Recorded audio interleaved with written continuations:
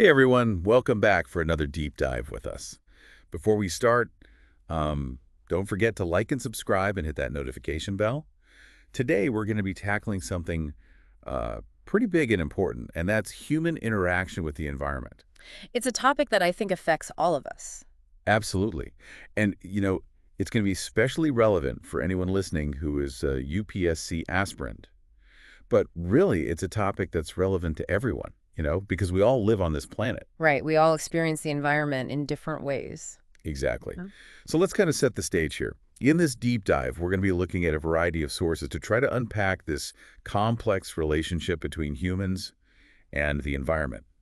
So we're going to look at things like, how the environment has shaped human societies and how humans in turn have shaped the environment. It's really a two-way street. It's not just one influencing the other. Right. And we'll also look at the challenges that this interaction has created. Like climate change. Exactly. Climate change is a huge one. And pollution. Yeah. Pollution is another big one. Resource depletion. Exactly. Resource depletion. All of these things are part of this complex story of human interaction with the environment.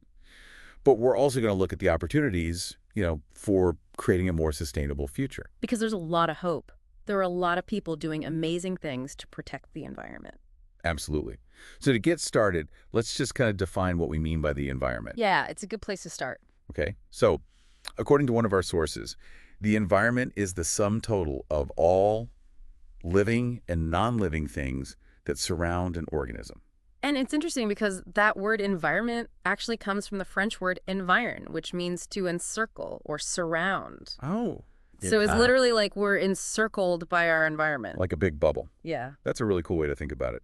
So within this environment bubble, we've got two main components, abiotic and biotic. Right. Abiotic refers to the non-living things like light, temperature, water, even the shape of the land. Topography. Yes, topography. All of that. And then biotic refers to all the living things, so plants, animals, And the things we don't always see. like microorganisms. Yeah, those tiny bacteria that are everywhere. They're doing so much work that we don't even realize. Absolutely. And it's important to remember that these abiotic and biotic factors are constantly interacting with each other. Like in a forest, right? Exactly. Like in a forest, you have the amount of rainfall, which is an abiotic factor, influencing the types of trees that grow, which are biotic. And then those trees provide shelter and food for a variety of animals. So it's like this incredible web of interconnectedness. Exactly. Now, our source also dives into the concept of external versus internal environments. And they use the example of a fish in a pond. Right. So the pond itself is the fish's external environment, while the inside of the fish is its internal environment. It's all about perspective. And what's really fascinating is this concept of homeostasis, which is the ability of living organisms to maintain a stable internal environment even when the external environment is changing. Oh, that's like our bodies. Exactly. Your body is constantly regulating its temperature, its blood sugar levels, all sorts of things. Wow. It's like we're walking ecosystems. We really are. But let's zoom out a bit. We've been talking about natural environments, like forests and oceans. But what about the environments that we humans create? Right. Those are artificial environments, like cities. Cities, farms, Yeah, even our homes. exactly. We shape these environments, and they in turn shape us. So that brings us to the heart of the matter. Uh-huh. Human-environment interaction. Which is a really dynamic relationship and a complex one. Yes. It's not just about humans adapting to their surroundings anymore. We're actively modifying the planet on a massive scale. And that has a whole bunch of consequences. It does. And those consequences can be both positive and negative. Right. So how do we understand this complex interaction? Well, our source highlights three main approaches: determinism, possibilism, and environmentalism. And each of these gives us a different lens to view this relationship. It's like having different tools in your toolbox to understand a problem. Exactly. So let's start with determinism. Okay. So determinism basically suggests that the environment dictates the course of human development. So it's like the environment is in control. In a way, yes. Think about how ancient civilizations developed along rivers. The environment played a huge role in shaping their culture, their economy, their whole way of life. So the environment is kind of like dealing the cards, and humans are just playing the hand they're dealt. That's a good analogy. But doesn't that make us seem a bit powerless, like we don't have any agency? It's a valid point. And that's where possibilism comes in. Possibilists argue that while the environment does set certain limits, humans have the ingenuity to overcome them. So we're not just playing the hand we're dealt. We can kind of change the game a bit. Exactly. We can be strategic, we can innovate. Think about the development of agriculture. That allowed us to manipulate the environment to produce food, or the building of cities. That completely transformed the landscape and concentrated human populations in a way that had never been seen before. So possibilism is about human ingenuity and our ability to shape our own destiny. Exactly. But, and this is important, that ability to manipulate the environment leads us to the third approach, which is environmentalism. Okay, tell me more about that. What is environmentalism? So, environmentalism emphasizes the need for a more harmonious and sustainable relationship between humans and the natural world. It's about recognizing that we have a lot of power to change the environment, and we need to use that power responsibly. So it's kind of like a balance between recognize the power of the environment and the power of human ingenuity. Exactly. And the need to find a balance between human needs and the health of the environment. I see. So we've got these three different approaches: determinism, possibilism, and environmentalism. And they all give us a different way of looking at this complex relationship. Right. They're not necessarily mutually exclusive. They can all coexist and inform our understanding. Right. And this is just the beginning of our exploration. It is. There's so much more to unpack here. We've only just scratched the surface. Yeah. So stay tuned, because in our next segment, we'll delve deeper into some specific examples of human impacts on the environment. And we'll look at both the challenges and the opportunities for creating a more sustainable future. It's going to be fascinating, so make sure you come back for part 2 of this deep dive. We'll see you then. Welcome back, everyone, to our deep dive into human-environment interaction. So before we move on, let's just quickly recap those three approaches we were talking about: determinism, possibilism, and environmentalism. Yeah, those were really interesting. It's like they each give us a different piece of the puzzle. Exactly. They're like different lenses through which we can view this relationship. So for example, how might these approaches apply to something like climate change? Oh, that's a great question. Well, with determinism, you might say that rising sea levels are going to inevitably displace coastal populations. You know, it's like the environment is dictating what happens. But with possibilism, you could argue that humans can find ways to adapt. Right. Exactly. Possibilism is all about human ingenuity and problem solving. So we might develop new technologies like seawalls or floating cities, or we might find ways to relocate people to safer areas. And environmentalism, how does that fit in?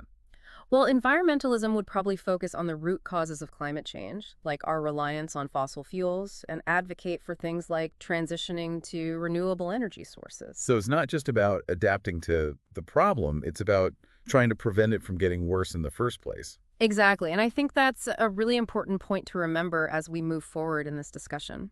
You know, one thing that struck me as we were talking about all of this is just how much we depend on the environment for, well, everything. It's easy to forget, isn't it? I mean, we're so used to having food on our tables and clean water to drink. You take it all for granted. Absolutely.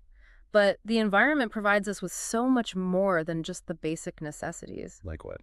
Well, think about the air we breathe. That's a gift from the environment. And the soil that grows our food. And the forests that help regulate our climate. It's amazing when you stop and think about it. It's like we're surrounded by these incredible services that we don't even pay for. Exactly. And those are just a few examples. There are so many other ways that the environment supports life on Earth.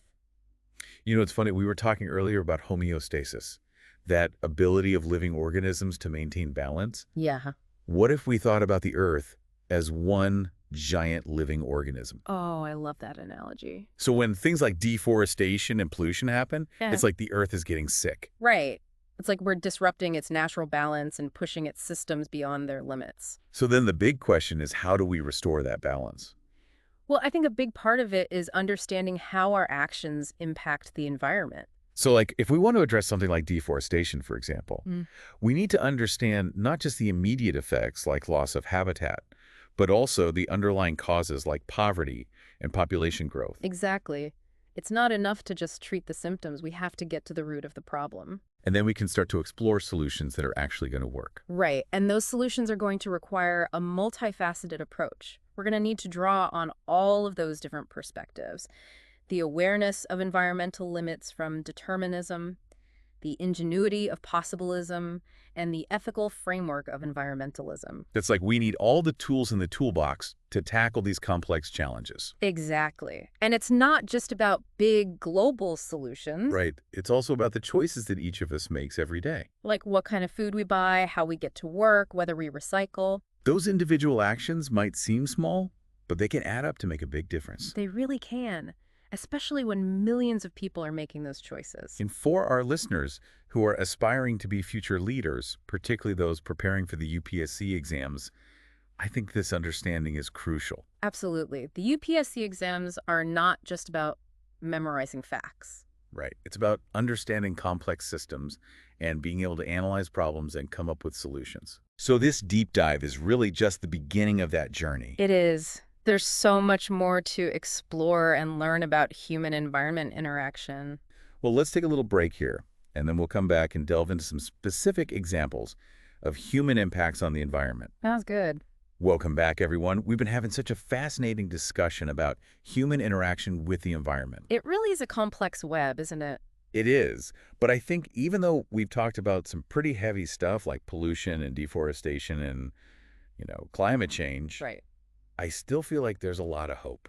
I agree. I think there's a lot of reason to be optimistic because, like we were talking about earlier, humans are incredibly resourceful. Yeah, that's where possibilism really comes in, doesn't it? It does. It reminds us that we have the capacity to find creative solutions to problems. Like we're already seeing amazing things happening in renewable energy, like solar power and wind power. Right. We're finding ways to harness the power of nature without harming it.